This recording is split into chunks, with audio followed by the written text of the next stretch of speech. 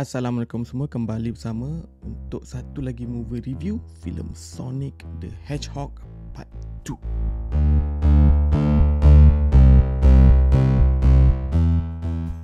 Filem adaptasi dari video game Sonic the Hedgehog, satu video game yang sangat popular pada tahun 90-an. Keluaran video game company Sega, basically Sonic is the direct rival untuk Nintendo Mario pada era tu.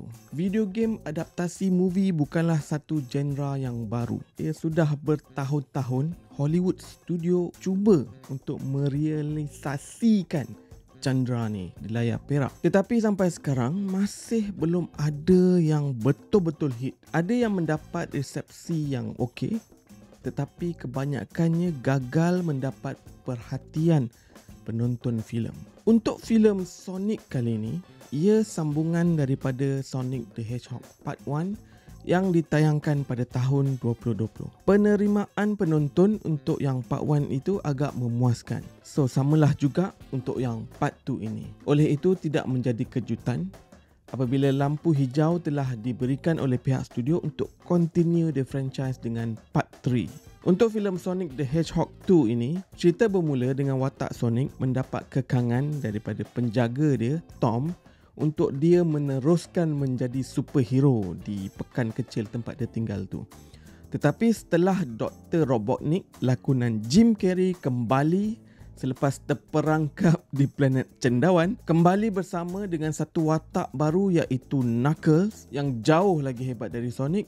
Untuk mencari satu batu ajaib berwarna hijau, Sonic terpaksa memastikan batu itu tidak jatuh ke tangan Dr. Robotnik. Terdapat juga dalam filem ini satu lagi watak baru iaitu Tails, seekor musang yang berjaya menjejaki Sonic di bumi untuk memberi amaran bahawa Knuckles sedang memburunya. Watak Knuckles dan Tails ini adalah watak-watak yang sama seperti dalam video game.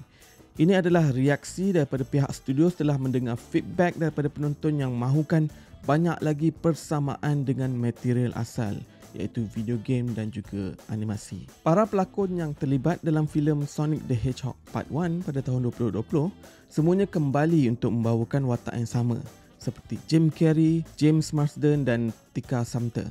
Ben Schwartz juga kembali untuk membawakan watak Sonic as a voice actor, dan watak baru iaitu Knuckles telah dibawakan oleh Idris Elba. Untuk aku, walaupun aku sokong studio dengan penambahan watak-watak daripada material asal, aku masih merasakan Sonic the Hedgehog Part 1 is a better movie. Pada aku, untuk filem Sonic the Hedgehog Part 1, dia punya penceritaan itu lagi padu dan lebih teratur. Untuk Sonic the Hedgehog Part 2 ini, pada aku dia terlalu kebudak-budakan. Sebagai contoh, watak Tom, penjaga Sonic itu, dalam movie Part 2 ini dia seperti hilang kekuatan berbanding dengan wataknya di dalam Part 1. Bukan aku mengharapkan filem ni dia menjadi 100% serious action movie, tetapi pada aku Part 1 berjaya mengimbangi di antara kids movie dan nostalgia untuk peminat lama. Elemen pop culture yang diselitkan di dalam filem ini pada aku satu benda yang kurang berkesan. Ia seperti secara paksa untuk memberikan persepsi di mana filem ini tidak ketinggalan zaman. Dan terdapat juga satu side story ala-ala romantic comedy yang pada pendapat aku tidak perlu langsung. Ini kerana cerita romantic komedi side story itu bukan melibatkan watak utama secara khusus, especially Tom tu, tetapi ia melibatkan side karakter punya cerita yang karakter tu tidak penting in the first place. Dan plot yang disampaikan untuk romantic komedi itu agak mengarut dan tidak masuk akal. Ia seperti filem ini memperbodoh-bodohkan penonton dan dia tidak hormat penonton punya intelijen. Ini juga menjadi satu sebab kenapa aku merasakan Sonic the Hedgehog Part 1 is a better movie. Dari segi performan, para pelakon, pada aku hanya Jim Carrey sahaja yang betul-betul menonjol.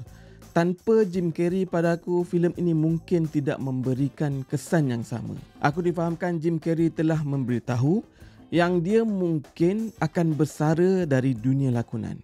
Oleh itu, ada kemungkinan watak Mr. Robotnik akan dibawakan oleh pelakon lain untuk Sonic the Hedgehog Part 3 dan seterusnya. Untuk action sequence, semuanya pada aku di dalam kategori yang baik untuk genre filem seperti ini. Tetapi personally pada aku dia kekurangan impak emosi yang pada aku ada dalam Sonic the Hedgehog Part 1. Ini membuatkan filem ini tidak memberikan kesan yang mendalam. Oleh itu dia akan jadi macam masuk telinga kanan, keluar telinga kiri.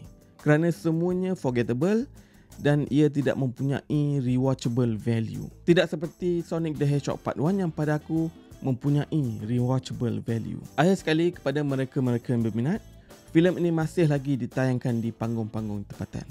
Rating aku untuk filem Sonic the Hedgehog Part 2 ni adalah 2.5 bintang. Pada aku, dia sangat average. Walaupun aku memberi 2.5 bintang saja, itu tidak bermakna filem ini tak payah ditonton. Ia sesuai untuk seisi keluarga, terutama mereka yang ingin menghiburkan anak-anak kecil.